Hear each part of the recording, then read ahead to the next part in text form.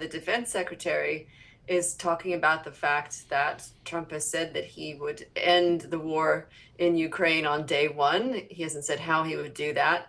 But what is likely the biggest foreign policy implication in the short term of Trump in the White House has got to be his promised end to military aid to Ukraine.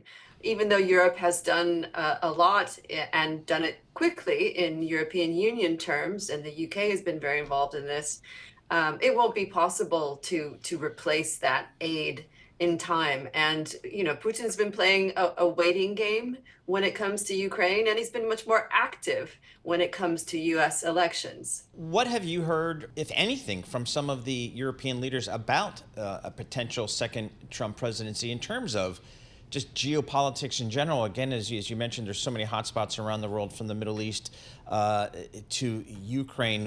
What would that mean potentially? Well, European elected officials will be at great pains not to say anything because, they don't want to be seen to be interfering in the elections.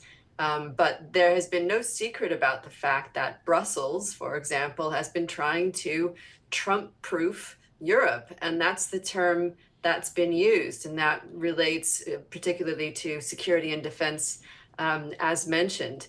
But I think the other angle here, the obvious one is security and defense, and it matters enormously. But the other angle about why these US elections are being watched so closely and with so much anxiety is simply around the question about whether the US can have a peaceful transition.